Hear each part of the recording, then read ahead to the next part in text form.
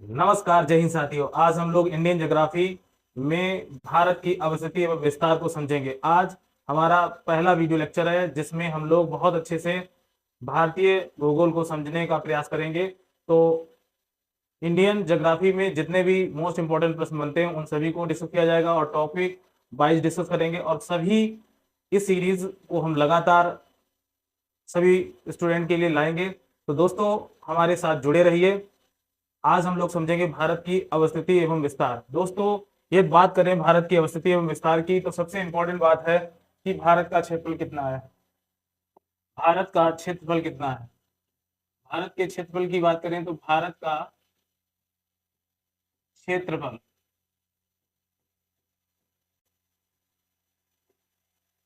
भारत का क्षेत्रफल कितना है दोस्तों?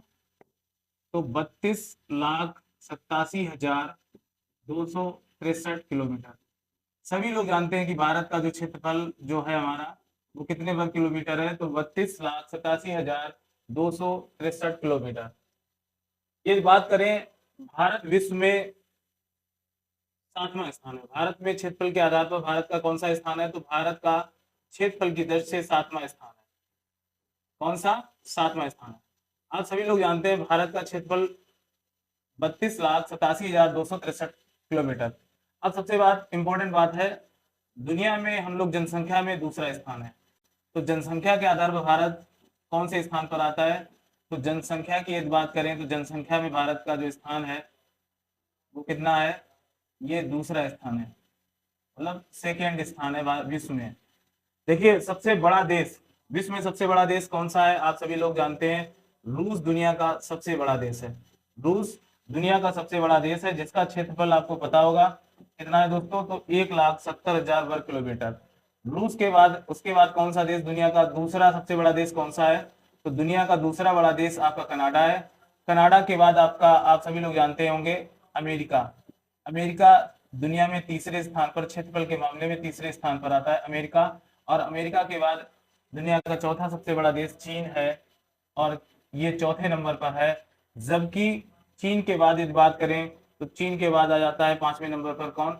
ब्राजील। ब्राजील क्षेत्रफल में दुनिया में 5वें नंबर पर है। ठीक इसके अलावा ऑस्ट्रेलिया 6ठा नंबर दुनिया में क्षेत्रफल के आधार पर यदि बात करें तो ऑस्ट्रेलिया का है। और यही भारत का कौन सा स्थान है दोस्तों? तो भारत कुल टोटल 7वें स्थान पर है। कहने का मतलब दुनिया में भारत का क्षेत्रफल कितना है? तो 7वां स्थान है भारत में। अब आइए बात करते हैं, दुनिया का सबसे बड़ा देश कौन सा है? तो आपको पता है दोस्तों, रूस दुनिया का सबसे बड़ा देश है। ये बात बहुत अच्छे से हम लोग जानते हैं। और दुनिया का भारत 7वां सबसे बड़ा देश है। दुनिया का जो क्षेत्रफल है उसका 2.4%, भारत का क्षेत्रफल दुनिया के क्षेत्रफल का कितना है? तो 2.4%। यानी टोटल हमारा क्षेत्रफल दुनिया के क्षेत्रफल का कितना है? तो 2.4%। जबकि हम लोग जनसंख्या में दूसरे स्थान पर आते हैं। विश्व में पहला स्थान जनसंख्या में किसका है? तो चीन का। ये बात हम बहुत अच्छे से जानते हैं। एक बात करें भारत की ही, तो भारत, आप सभी लोग जानते हैं, भारत के कितने पड़ोसी देश हैं? तो 7 मुख्य रूप से पड़ोसी देश हैं जिनकी स्थलीय सीमा भारत से लगी हुई है। और आपके मालदीव और आपका श्रीलंका, ये आपके दो जलीय पड़ोसी देश हैं, कह सकते हैं, जिनसे हमारी जलीय सीमा लगी हुई है पास में।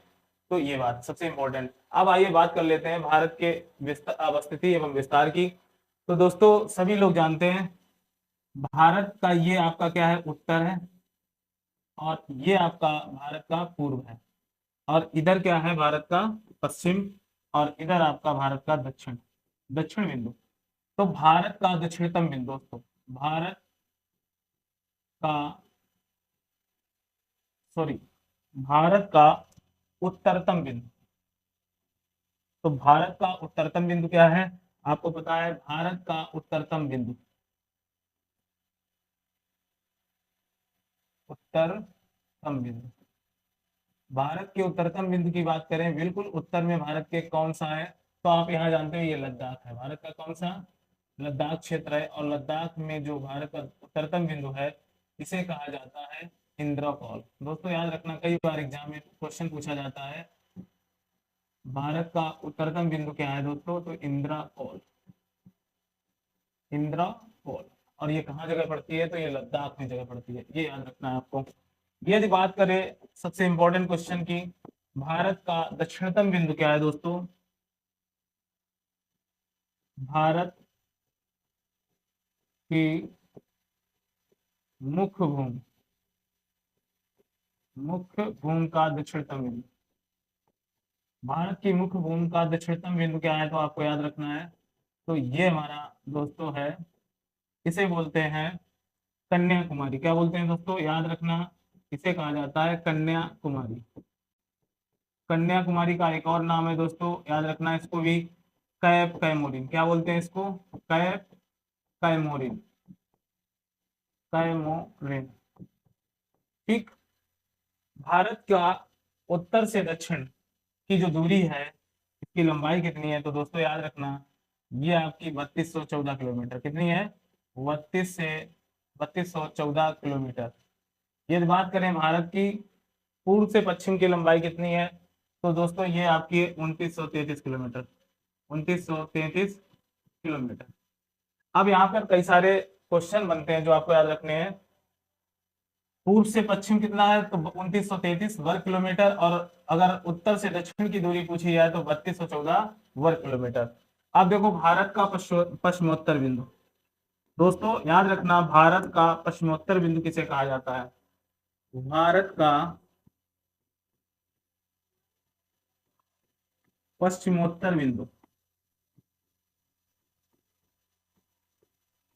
याद रखना इसे कहा जाता है, पश्चिमोत्तर बिंदु किसे कहा जाता है, तो दोस्तों याद रखना, ये जो जगह है आपकी गौर माता, गौर मोता, या इसी को कहा जाता है गुहार मोती। क्या बोलते हैं? इसी को कहा जाता है गुहार मोती। दोस्तों याद रखना, गुहार मोती, ये ये कहाँ है, तो दोस्तों याद रखना, ये जो जगह पड़ती है गुजरात में। कहाँ पर है? गुजरात में। काफी इंपॉर्टेंट प्रश्न है एग्जाम के लिए कि भारत का पश्चिमोत्तर बिंदु कौन सा है, तो गुहार मोती, या इसी को बोलते हैं गौर मोता। ठीक, गौर मोता या गुहार मोती, ये भारत का पश्चिमोत्तर बिंदु है। ये बात करें, ये आपका अरुणाचल प्रदेश है, आप सभी लोग जानते हैं अरुणाचल प्रदेश है। और भारत का भारत का पूर्वोत्तर बिंदु, भारत का पूर्वोत्तर बिंदु किसे कहा जाता है, दोस्तों याद रखना है आपको, भारत का पूर्वोत्तर बिंदु कहा जाता है किवुथु को, किवुथु। दोस्तों ये जगह जो पड़ती है, ये अरुणाचल प्रदेश में है, किवुथु। और किवुथु भारत का पूर्वोत्तर बिंदु कहलाता है। ये बात बहुत अच्छे से आपको याद रखनी है। यदि बात करें आप भारत का भारत का दक्षिणतम बिंदु, देखो भारत की मुख्य भूमि का दक्षिणतम बिंदु पूछा जाए तो आपका कन्याकुमारी या कैप कोमेरून। जबकि आपको पता है दोस्तों, ये आपका अंडमान निकोबार द्वीप समूह, ये वाला एरिया है। और अंडमान निकोबार का जो अंतिम बिंदु है, इसे क्या बोलते हैं, ये भारत का दक्षिणतम बिंदु है। भारत का दक्षिणतम बिंदु, देखो भारत की मुख्य भूमि का दक्षिणतम बिंदु, और भारत का दक्षिणतम बिंदु, तो ये जो दक्षिणतम बिंदु का विस्तार है, ये जल में है। अंडमान निकोबार का जो अंतिम बिंदु है, उसे कहा जाता है पिगमेलियन पॉइंट। क्या कहा जाता है? पिगमेलियन, पिगमेलियन बिंदु, या इसी को कहा जाता है पार्सन पॉइंट, या इसी का एक और नाम है पार्सन पॉइंट, पार्सन पॉइंट। दोस्तों याद रखना है, भारत का दक्षिणतम जो बिंदु है, उसे क्या कहा जाता है, याद रखना है, उसे क्या कहा जाता है, तो याद रखना है, भारत का दक्षिणतम बिंदु आपका क्या है दोस्तों, ये आपका है पिगमेलियन पॉइंट। इसी को बोलते हैं पार्सन पॉइंट। क्या कहा जाता है? पार्सन पॉइंट कहा जाता है, याद रखना दोस्तों। और इसी को एक और नाम से जाना जाता है, वो उसे क्या बोलते हैं, देखो उत्तर भारत का उत्तरतम नहीं, भारत का उत्तरतम बिंदु क्या है? इंदिरा कॉल है। ठीक। और भारत का पूर्वोत्तर बिंदु किसे कहा जाता है, तो याद रखना है आपको, ये कहा जाता है किविथु को, पूर्वोत्तर बिंदु। जबकि भारत का पश्चिमोत्तर बिंदु क्या है दोस्तों, तो ये कहा जाता है गुहार मोती को, ये गुजरात में जगह पड़ती है। जबकि भारत की मुख्य भूमि का दक्षिणतम बिंदु किसे कहा जाता है, तो ये कहा जाता है दोस्तों, ये आपका कन्याकुमारी, या इसी को बोलते हैं कैप कोमेरिन। जबकि भारत का दक्षिणतम बिंदु क्या है? पिगमेलियन पॉइंट या पार्सन पॉइंट, और इसी को हम बोलते हैं इंदिरा पॉइंट। दोस्तों याद रखना, इसी को क्या कहा जाता है, इंदिरा पॉइंट। इसी को क्या कहा जाता है, इंदिरा पॉइंट। ठीक, तो इस तरह से हमें चार बातें महत्वपूर्ण याद रखनी है इस एग्जाम के लिए। वो चार बातें महत्वपूर्ण क्या है दोस्तों, कि भारत का उत्तरतम बिंदु इंदिरा कॉल, भारत का दक्षिणतम बिंदु याद रखना है कन्याकुमारी को कहा जाता है। किसको कहा जाता है, कन्याकुमारी को कहा जाता है।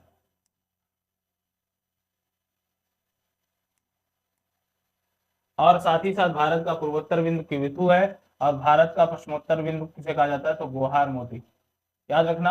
अब भारत का दक्षिणतम बिंदु क्या है आपका, पिग्मेलियन पॉइंट, या इसी को बोलते हैं पार्सन पॉइंट, या इसी को कहा जाता है इंदिरा पॉइंट। दोस्तों याद रखना है, कई बार एग्जाम में पूछा गया भारत का दक्षिणतम बिंदु क्या है, तो आपका आंसर हो जाएगा इंदिरा पॉइंट, या इसी को पार्सन या पिग्मेलियन पॉइंट। तो यहाँ तक की सारी बातें दोस्तों क्लियर हुई। भारत का क्षेत्रफल कितना है, 32,87,263 किलोमीटर वर्ग किलोमीटर। भारत का विश्व में 7वां स्थान है, और जनसंख्या में भारत का कौन सा स्थान है, दूसरा स्थान है। भारत से बड़े देश कौन कौन से हैं, तो आपको याद रखना है, रूस दुनिया का सबसे बड़ा देश, फिर दूसरा दुनिया का सबसे बड़ा देश कनाडा है, और तीसरा बड़े दुनिया का देश कौन सा है, तो अमेरिका है, आपको पता है। और चीन दुनिया का चौथा सबसे बड़ा देश है, और पांचवें नंबर पर आपका क्या आ जाता है, ब्राजील, और छठे नंबर पर आपका क्या है, ऑस्ट्रेलिया। ऑस्ट्रेलिया। और याद है कि भारत का इसमें कौन सा स्थान है, 7वां स्थान है। भारत यूरोप के बराबर है, अकेले भारत यूरोप के क्षेत्रफल के बराबर है, और भारत से रूस 5 गुना अधिक बड़ा है, और अमेरिका से हम लोग, मतलब अमेरिका हम लोगों से 3 गुना बड़ा है, कहने का मीन्स। ये तो हमारी बात हो गई कि भारत के विस्तार की। अब देखिए सबसे इंपॉर्टेंट, भारत का विश्व में जो विस्तार की बात करें, तो उत्तरी पूर्वी विश्व में भारत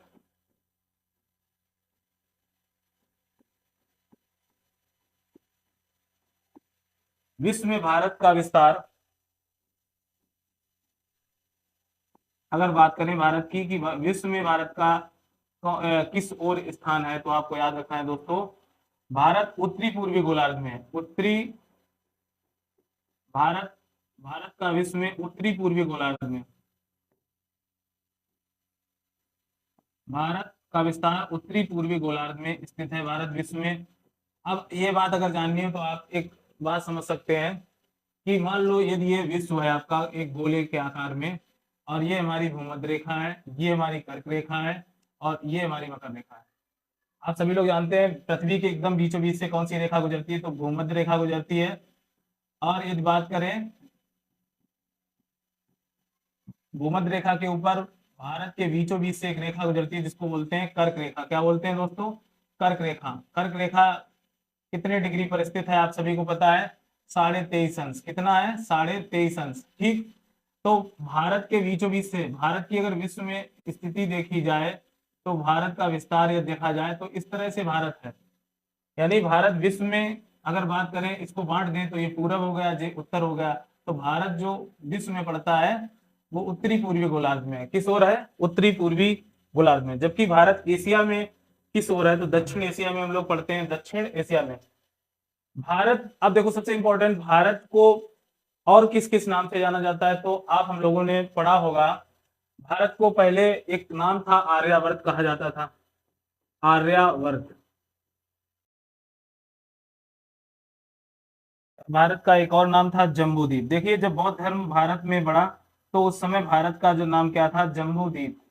ये नाम कैसे है, भारत के प्राचीन नाम है। यानी प्राचीन समय में सिंधु घाटी सभ्यता से पहले भारत का जो विस्तार था उसकी बात करो, तो भारत को किस किस नाम से, देखो ईरानियों ने भारत को कहा, जो ईरानी थे, ईरानियों ने भारत को क्या कहा, तो भारत को हिंदुस्तान कहा। याद रखना, भारत को हिंदुस्तान कहने वाले लोग कौन थे, तो भारत को हिंदुस्तान नाम से किसने जाना, तो याद रखना दोस्तों, ये कहा था पहली बार किसने, तो ये कहा था आपके ईरानियों ने। क्योंकि सिंधु नदी को वो लोग क्या बोलते थे, हिंदू नदी। सिंधु नदी को क्या बोलते थे, हिंदू नदी। और हिंद नदी के नाम से भारत का क्या नाम पड़ा दोस्तों, तो यहाँ पर हमारा हिंदुस्तान पड़ा। काफी इंपॉर्टेंट बात है। साथ ही आपको याद रखना है कि जो इंडिया शब्द दिया है, वैसे भारत को इंडिया भी बोलते हैं और भारतवर्ष भी बोलते हैं, तो भारत को क्या बोलते हैं, भारतवर्ष भी कहा जाता है। ये भी तो हम लोग बड़े अच्छे से परिचित हो गए।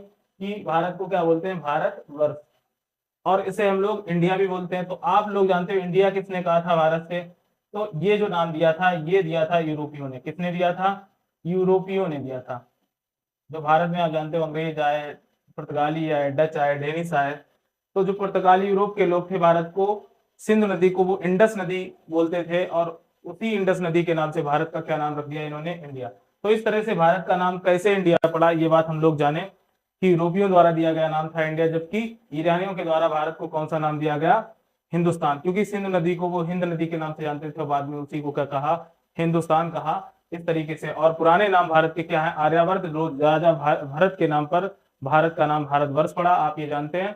और आर्यवर्त प्राचीन काल में कहा गया, जम्बू द्वीप भी भारत को कहा जाता है। तो ये बातें हम लोग बड़े अच्छे से समझे कि भारत का विस्तार। अब देखिए बात कर लेते हैं दोस्तों,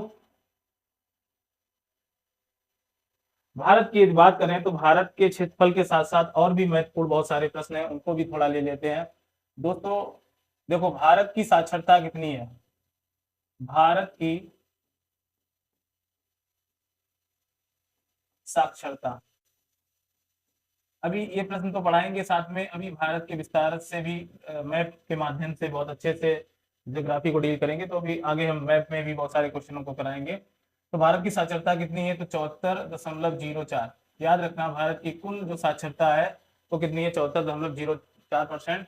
जबकि पुरुष साक्षरता की बात करें, भारत में पुरुष कितने साक्षर हैं, पुरुष साक्षरता की बात की जाए तो भारत में साक्षरता की बात करें तो पुरुषों की साक्षरता 82.14% है।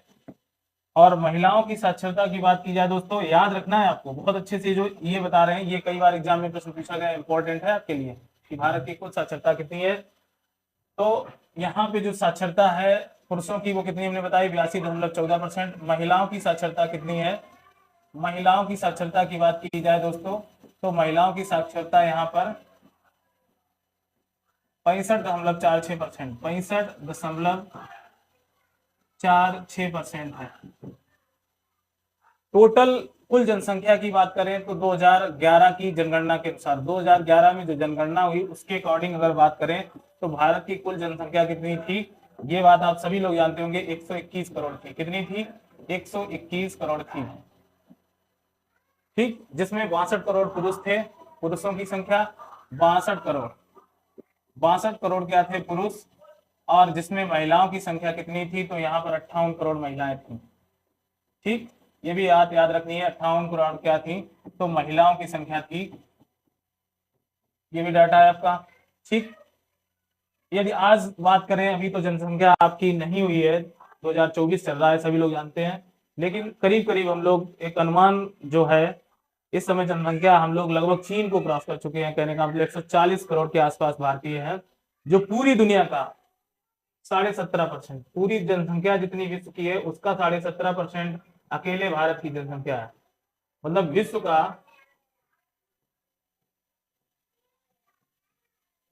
की जनसंख्या का भारत कितने परसेंट है, तो याद रखना है, तो भारत यहाँ पर 17.5% है। ये बात बहुत ही इंपॉर्टेंट है, याद रखनी है। क्या बात हमने कही दोस्तों, आपको याद रखना है।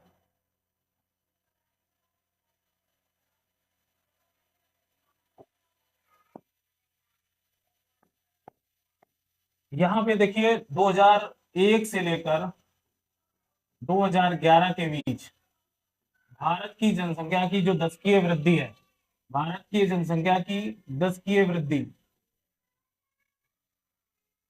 जनसंख्या वृद्धि दोस्तों याद रखना है, इस प्रश्न को काफी इंपॉर्टेंट है।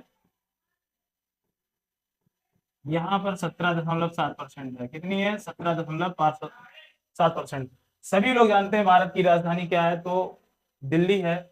और ये जो राजधानी बनी थी 1912 में, यानी कलकत्ता से अपनी राजधानी भारत की बनी थी 1912 में दिल्ली। तब से भारत की राजधानी स्थायी रूप से क्या है, दिल्ली ही है। ये बात तो हम लोग बहुत अच्छे से जानते हैं। अब देखो भारत की पुरुष साक्षरता की बात की। अब देखिए भारत का जो लिंगानुपात, काफी मोस्ट इंपोर्टेंट प्रश्न है, भारत का लिंगानुपात कितना है, तो ये याद रखना है। भारत के लिंगानुपात की अगर बात करें, देखिए लिंगानुपात, भारत का लिंगानुपात,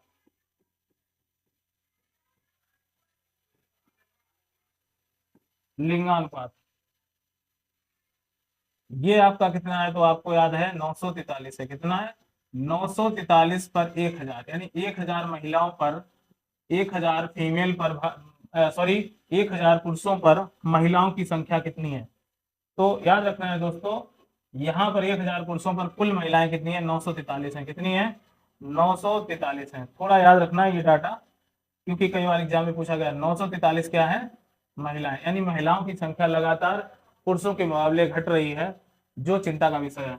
शिशु लिंगानुपात कितना है? याद रखना, ये भी कभी कभी पूछा जाता है। शिशु लिंगानुपात, लिंगानुपात, तो शिशु लिंगानुपात की बात करें तो यहाँ पर 918 है। कितना है?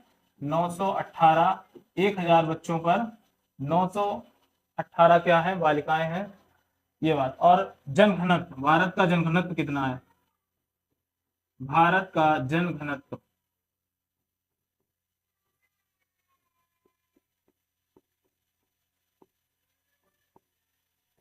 तो भारत का जनघनत्व अगर पूछा जाए तो 382 प्रति वर्ग किलोमीटर। 1 किलोमीटर में 382 लोग रहते हैं, कहने का मतलब ये। तो सर्वाधिक मतलब भारत का औसतन जनघनत्व कितना है? 382 वर्ग किलोमीटर, यानी 382 लोग रहते हैं 1 किलोमीटर में। तो भारत का जनघनत्व 382 है, जबकि लिंगानुपात की बात करें 943 है। और भारत का शिशु लिंगानुपात कितना है? 918, यानी 1000 बच्चों पर बच्चियां कितनी हैं, आपको याद रखना है। ठीक, ये बात बहुत इंपॉर्टेंट थी। अब देखिए, करीब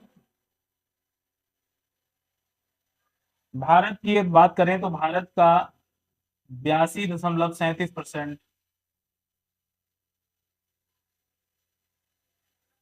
इतने परसेंट, इतने मतलब इतने करोड़ लोग, सॉरी करोड़, परसेंट नहीं, करोड़ लोग, इतने करोड़ लोग ग्रामीण है। कैसे? कैसे हैं? ग्रामीण है। याद रखना है, इस काफी इंपॉर्टेंट बात है।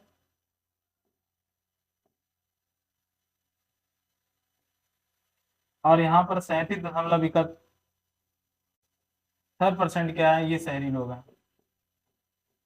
तो ग्रामीण जो है वो कितने हैं, आपको याद रखना है। हालांकि डेटा आपसे बहुत ज्यादा पूछने वाले चांसेस नहीं है। यहाँ पर जो सबसे ज्यादा डेटा पूछा जाता है, भारत का लिंगानुपात कितना है? 943 पर 1000। शिशु लिंगानुपात कितना है? 918 पर 1000। भारत का जनघनत्व कितना है? 382 है। टोटल जनसंख्या सबको पता है। भारत की साक्षरता कई बार पूछी जाती है एग्जाम में। ये और बहुत ही जनरल क्वेश्चन तो सभी को भी पता होंगे, उनको बाद में डिस्कस करेंगे। तो आइए थोड़ा अब स्थिति विस्तार में थोड़ा एक दो चीजों की बात यहाँ पर और कर लेते हैं। भारत का अब यहां से लेकर यहां तक अक्षांशीय विस्तार कितना है, यानी उत्तर से लेकर दक्षिण तक का अक्षांशीय विस्तार भारत का कितना है? तो याद रखना है, यहाँ पे आपका 37 अंश 6 मिनट, 37 अंश 6 मिनट उत्तर से आपका 8 अंश 4 मिनट। ये क्या है? उत्तरी अक्षांश, यानी उत्तर से दक्षिण तक का जो अक्षांश दूरी है वो कितना? 37 अंश 6 मिनट से लेकर 8 अंश 4 मिनट। जबकि इधर की बात करें, पूरब से पश्चिम का विस्तार कितना है? तो 68.68 अंश 7 मिनट से 97 अंश 25 मिनट। ये आपका देशांतरी विस्तार है। कैसा है? देशांतरी विस्तार। दूरी की भी उत्तर से दक्षिण की दूरी कितनी है? तो ये आपकी 3214 वर्ग किलोमीटर। और अगर पूरब से पश्चिम की दूरी की बात करें तो 2933 किलोमीटर ये दूरी का विस्तार है। ये आपका देखो, इसके अलावा अक्षांशीय विस्तार कैसा कैसा, तो आपको पता है। अक्षांश आप जानते हो, ये जैसे ग्लोब बना है तो इसमें ये अक्षांश रेखाएं बराबर दूरी पर, इनके बीच की दूरी 111 किलोमीटर होती है, एक अक्षांश के बीच की दूरी। तो टोटल अक्षांश आप जानते हो 181। तो कहने का मतलब क्या है कि देखिए, सबसे इंपॉर्टेंट बात है यहाँ पर कि अक्षांशीय विस्तार तो 97.25 अंश, सॉरी 97 अंश 25 मिनट से लेकर 68 अंश 7 मिनट के बीच की ये देशांतरी विस्तार है भारत का। ठीक, ये इंपॉर्टेंट बात है। अब आइए बात कर लेते हैं भारत,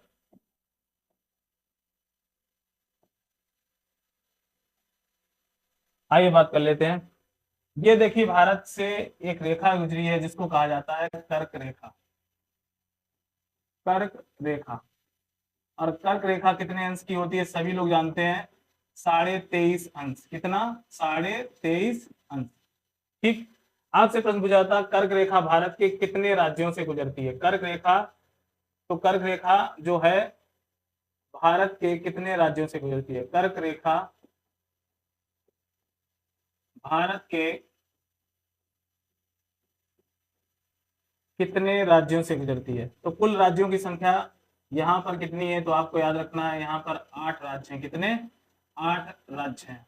ठीक, अब आप देख लो कर्क रेखा किन किन राज्यों से। तो यहाँ पर सबसे पहली बात गुजरात, गुजरात, फिर इसके बाद आपका राजस्थान, राजस्थान है, फिर आपका ये क्या है? मध्य प्रदेश, मध्य प्रदेश, याद रखना।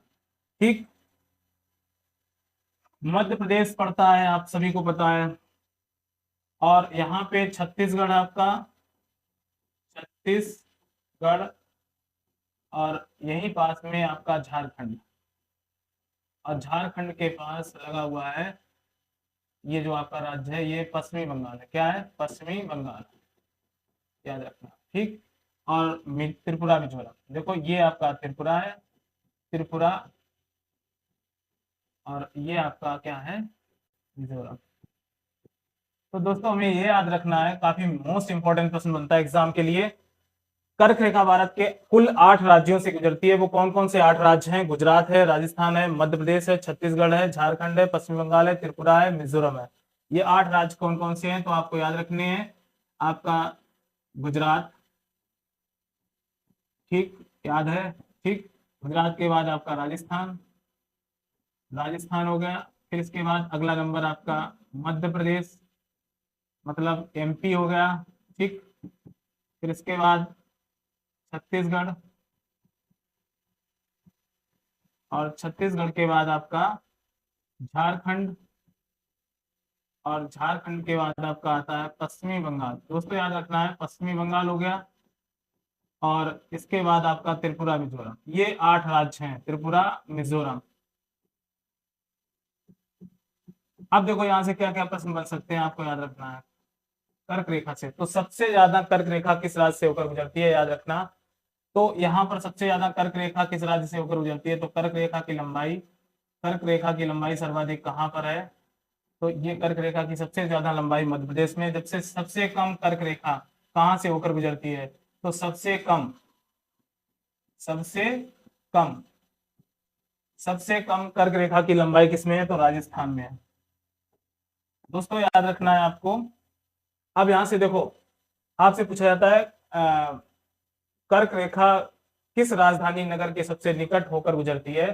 तो देखिए झारखंड की राजधानी क्या है? रांची। तो रांची जो शहर है, कहने का मतलब ये राजधानी शहर है, और किसकी राजधानी है? झारखंड की। तो झारखंड की राजधानी रांची सबसे निकट पड़ती है किसके? कर्क रेखा के।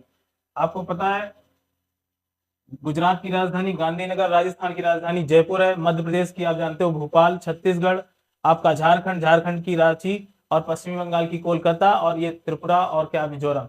तो कहने का मतलब सबसे निकट किसकी राजधानी पड़ती है? तो आपको याद रखना है रांची। बहुत ही मोस्ट इंपॉर्टेंट प्रश्न है, आपको याद रखना है। वो शहर आपका क्या है? राजधानी क्या है? रांची है। और सबसे ज्यादा लंबी कर्क रेखा किससे होकर गुजरती है? तो आपको पता है मध्य प्रदेश से। देखिए ये कर्क रेखा क्या है? एक काल्पनिक रेखा है जो भारत के लगभग लगभग बीच से होकर गुजरती है।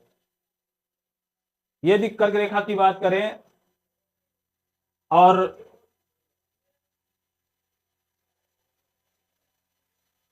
तो यहां तक बात समझे, गुजरात, राजस्थान, मध्य प्रदेश, छत्तीसगढ़, झारखंड, पश्चिमी बंगाल, त्रिपुरा और मिजोरम, ये वो 8 राज्य हैं जहां से होकर कौन सी रेखा गुजरती है?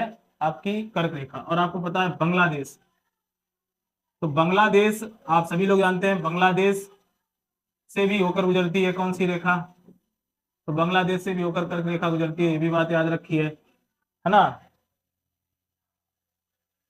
और एक आपको पता होगा जीरो लाइन, जीरो लाइन एक रेखा है, ये किसके मध्य पाई जाती है? तो बांग्लादेश और त्रिपुरा के मध्य में। देखो त्रिपुरा बांग्लादेश के मध्य में एक रेखा है जो सीमा का निर्धारण करती है, वो है जीरो लाइन। क्या बोलते हैं इसको? Zero line. ये भी प्रश्न याद रखना, जीरो लाइन। ठीक, तो जीरो लाइन रेखा बांग्लादेश और त्रिपुरा के मध्य स्थित है। किसके मध्य स्थित है? त्रिपुरा और बांग्लादेश के मध्य स्थित है। तो आपको यहाँ पर ये समझ में आया होगा कर्क रेखा भारत के कुल 8 राज्य, वो 8 राज्य कौन कौन? गुजरात, राजस्थान, मध्य प्रदेश, छत्तीसगढ़, झारखंड, पश्चिमी बंगाल, त्रिपुरा, मिजोरम, ये वो 8 राज्य हैं जिनसे होकर हमारी कर्क रेखा गुजरती है। जबकि झारखंड की राजधानी आपकी रांची, जो सबसे निकट है किसके? तो आपको याद रखना है कर्क रेखा के सबसे निकट राजधानी कौन सी है, तो आप याद रखना है।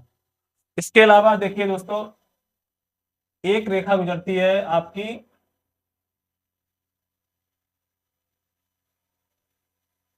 साढ़े बयासी अंश, सॉरी 82.5 अंश देशांतर रेखा। दोस्तों याद रखना, इस पर भी प्रश्न बनता है कि भारत में 82.5 अंश जो देशांतर रेखा है भारत के किन किन राज्यों से होकर गुजरती है। तो अगर 82.5 देशांतर रेखा की बात करें, 82.5 अंश देशांतर रेखा की बात करें, तो देखिए यहाँ पर जो सबसे इंपॉर्टेंट, ये 5 राज्यों से होकर गुजरती है। कितने राज्य? 5 राज्यों से होकर गुजरती है। ये 5 राज्य कौन कौन से? तो नंबर फर्स्ट आपका उत्तर प्रदेश, उत्तर प्रदेश सभी जानते हैं। उसके बाद सेकंड आपका मध्य प्रदेश, मध्य प्रदेश, और थर्ड में आपका छत्तीसगढ़, छत्तीसगढ़, और चौथा राज्य आपका क्या है? उड़ीसा, और पांचवा राज्य है आपका आंध्र प्रदेश। ये वो 5 राज्य हैं जहां से होकर कौन सी रेखा गुजरती है? तो हमारी कौन सी रेखा? 82.5 अंश देशांतर रेखा गुजरती है। उत्तर प्रदेश, मध्य प्रदेश, छत्तीसगढ़, उड़ीसा, आंध्र प्रदेश। एक प्रश्न बहुत ही इंपॉर्टेंट पूछा जाता है कि जो 82.5 अंश देशांतर रेखा है, इसे मानक समय रेखा भी बोलते हैं, जो इलाहाबाद नैनी से होकर गुजरती है। इलाहाबाद या प्रयागराज इसी को बोलते हैं। इलाहाबाद के जो स्थान है नैनी, कभी कभी किताब में मिलता है एक नाम मिर्जापुर, यहां से होकर गुजरती है कौन सी रेखा? 82.5 देशांतर रेखा, जिसे मानक समय रेखा भी कहा जाता है। मानक समय रेखा। तो मानक समय रेखा कुल 5 राज्यों से होकर गुजरती है। याद रखना दोस्तों, ये वो 5 राज्य कौन कौन से हैं? उत्तर प्रदेश, मध्य प्रदेश, छत्तीसगढ़, उड़ीसा, आंध्र प्रदेश, ये वो 5 राज्य हैं। आपसे ये प्रश्न एक और इंपॉर्टेंट बनता है कि ये रेखा जो मानक समय रेखा है या 82.5 देशांतर रेखा का जो मीन टाइम कहाँ से लिया गया है? ये इलाहाबाद के नैनी या मिर्जापुर से लिया गया है। और सबसे खास बात यहाँ पर जो इंपॉर्टेंट बात है, इसमें देखो मध्य प्रदेश और छत्तीसगढ़ दो ऐसे राज्य हैं जिनसे कर्क रेखा होकर गुजरती है और देशांतर रेखा दोनों गुजरती हैं। आपको पता होगा दोस्तों, जीएमटी ग्रीनविच मीन टाइम, इस जो समय लिया गया विश्व में, भारत का जो समय लिया गया है वो 82.5 अंश देशांतर रेखा यानी इलाहाबाद नैनी से लिया गया है। जो जीएमटी से हम लोग 5.5 घंटा आगे, कितना?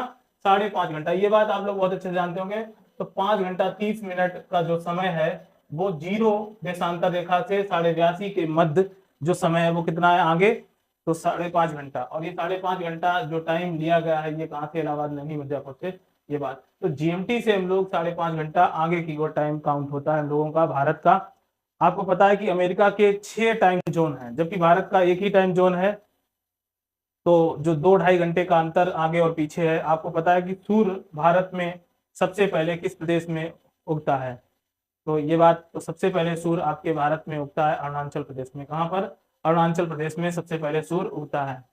तो यहाँ की टाइम की बात करो तो दो महत्वपूर्ण बातें आपने समझी। 82.5 देशांतर रेखा 5 राज्यों से, उत्तर प्रदेश, मध्य प्रदेश, छत्तीसगढ़, उड़ीसा, आंध्र प्रदेश। तो देखिए इसको याद रखना बहुत बड़ी बात नहीं है। उत्तर प्रदेश तो आप जानते हो, फिर उसके बाद मध्य प्रदेश से होकर, और इसके बाद छत्तीसगढ़, उड़ीसा, आंध्र प्रदेश से होकर गुजरती है। कर्क रेखा की हमने बात की थी, गुजरात, राजस्थान, मध्य प्रदेश, छत्तीसगढ़, झारखंड, पश्चिम बंगाल, त्रिपुरा और मिजोरम, ये 8 वो राज्य हैं। लेकिन दो देखो, मध्य प्रदेश और छत्तीसगढ़, और इसमें भी कॉमन है किसमें? कर्क रेखा में। तो कर्क रेखा और देशांतर रेखाएं जो गुजरती हैं वो कौन से 2 राज्य हैं? दोनों से होकर गुजरती है। तो मध्य प्रदेश और छत्तीसगढ़ से होकर कर्क रेखा भी गुजरती है और 82.5 अंश देशांतर रेखा भी गुजरती है। तो काफी इंपॉर्टेंट यहाँ पर प्रश्न था। ये प्रश्न हम लोगों ने बहुत अच्छे से समझा। आइए थोड़ा बात कर लेते हैं हमारे भारत के कौन कौन से पड़ोसी देश हैं, उनकी बात कर लेते हैं। तो भारत के पड़ोसी देशों की बात करें तो इधर आपका पाकिस्तान है, ये वाला क्या है? पाकिस्तान है। तो पाकिस्तान भी पड़ोसी देश है, ये तो हमको पता है। और पाकिस्तान से हम लोगों की जो सीमा रेखा लगती है 2923 किलोमीटर। कितनी? 2923 वर्ग किलोमीटर सीमा लगती है भारत से पाकिस्तान के मध्य। ये बात करें, इधर आपका चीन है, ये वाला जो एरिया है सभी लोग जानते हैं चीन का है। और चीन से भारत की सीमा कितनी लगती है? 3488 वर्ग किलोमीटर, 3488 किलोमीटर। और आपको पता है यहाँ पर क्या है, देश नेपाल है। और नेपाल से हमारी सीमा कितने किलोमीटर लगती है भारत से? तो ये लगती है 1751 किलोमीटर। ये भी याद रखना है, 5751 किलोमीटर भारत और नेपाल के मध्य सीमा रेखा ये साझा करते हैं दोनों देश। ये आपका भूटान है, और भूटान की सीमा रेखा भारत से कितनी लगती है? 699 किलोमीटर। याद रखना है दोस्तों। अब देखो, इसके बाद ये देश क्या है? म्यांमार है। और म्यांमार से हमारी सीमा रेखा कितने किलोमीटर लगती है? तो ये लगती है 1643 किलोमीटर। कितनी? 1643 किलोमीटर। और साथ ही बात करें, ये हमारा बांग्लादेश है। बांग्लादेश से जो हम लोग सीमा साझा करते हैं वो कितने किलोमीटर करते हैं? तो सर्वाधिक सीमा जो भारत की लगती है वो लगती है 4096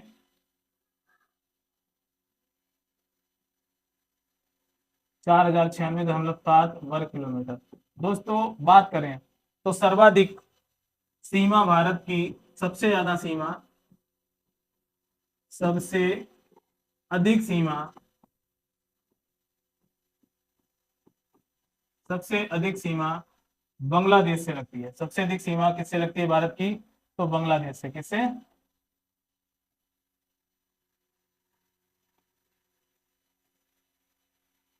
और ये आपको पता है यहाँ क्या है? श्रीलंका है, ठीक। और यहाँ पे आपका जो देश है वो मालदीव, और यहाँ लक्षद्वीप वगैरह।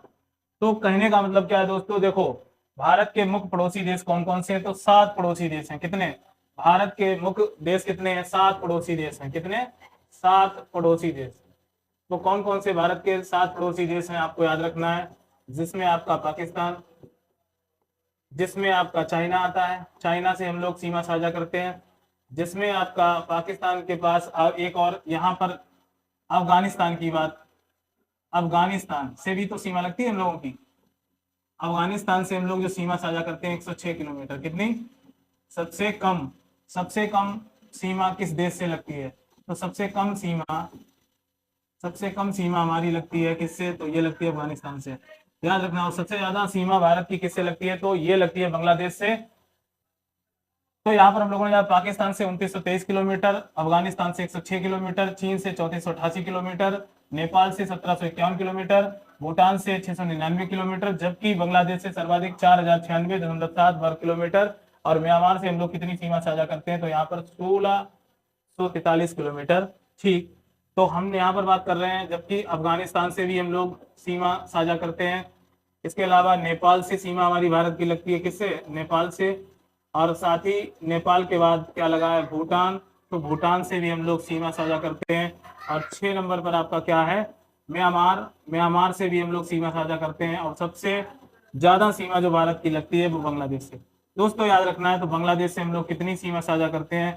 तो बांग्लादेश से हम लोग सीमा 4096 किलोमीटर सीमा साझा करते हैं। तो 7 ये देश हैं, पाकिस्तान, चीन, अफगानिस्तान, नेपाल, भूटान, म्यांमार, बांग्लादेश। ये 7 वो देश हैं जिनसे हम लोग सीमा शेयर करते हैं।